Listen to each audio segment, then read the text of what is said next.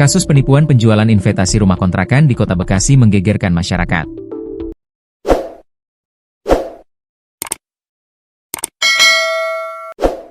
Pelaku menjual sebuah rumah kontrakan berulang-ulang hingga sejumlah orang mengalami kerugian yang totalnya mencapai 4,15 miliar rupiah.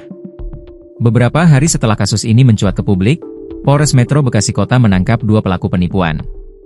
Keduanya adalah wanita berinisial K, 48, dan Y, 54.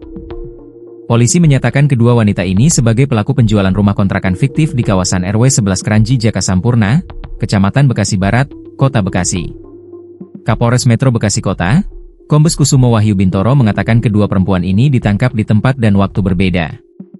Kalau K ditangkap Sabtu, 19 Juli 2025, di Jalan Insinyur H. Juanda Kecamatan Cilacap Utara, Kabupaten Cilacap, Jawa Tengah, dan Y ditangkap Kamis, 24 Juli 2025, kata Kusumo Wahyu Bintoro saat press conference di Mapolres Metro Bekasi Kota di wilayah Kecamatan Medan Satria, Jumat, 25 Juli 2025. Kusumo Wahyu Bintoro menjelaskan penangkapan para pelaku juga disertai sejumlah barang bukti.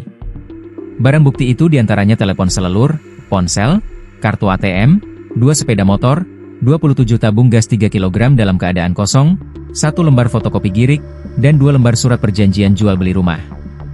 Barang-barang lain yang disita polisi adalah uang 42,5 juta rupiah, 18 lembar kwitansi pembayaran pembelian kontrakan yang ditandatangani oleh K, dan 1 buah buku tabungan Bank BNI atas nama K. Kusumo Wahyu Bintoro menuturkan para pelaku beraksi antara Juni 2023 hingga Juni 2025. K bertugas menjual 4 unit rumah kontrakan dan sebidang tanah di kawasan Kranji.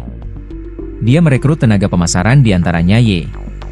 Ketika ada calon konsumen, K dan Y mengajak calon pembeli ke lokasi rumah kontrakan yang terdiri atas beberapa pintu. K juga menunjukkan girik letter C, masing-masing rumah kontrakan dijual 75 juta rupiah, dan apabila ada korban datang dan tertarik membeli lalu ada tawar-menawar harga.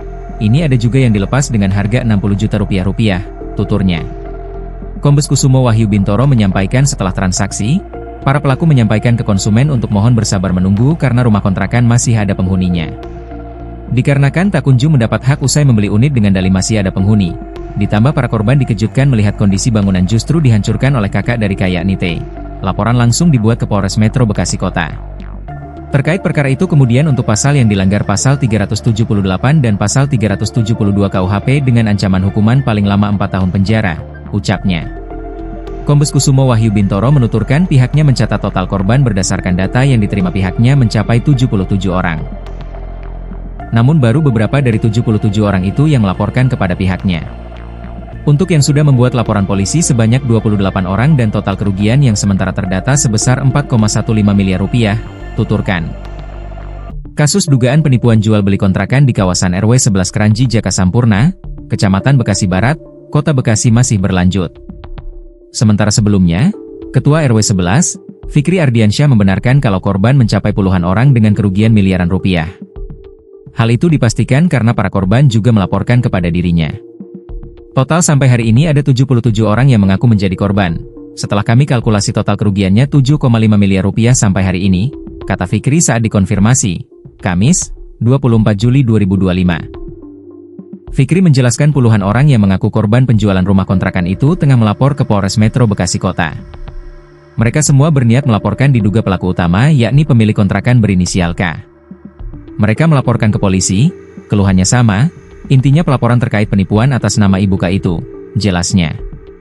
Fikri menuturkan harapan para pihak yang mengaku menjadi korban untuk pelaku dapat mengembalikan uang yang sudah diberikan untuk membeli kontrakan. Jika pelaku kelak tidak sanggup mengembalikan, para terduga korban berharap dipidanakan. Inginnya korban tujuan awalnya mau duitnya kembali, tetapi setelah dilihat kerugiannya, kalau pelaku tidak bisa membalikan ya proses hukum, tuturnya.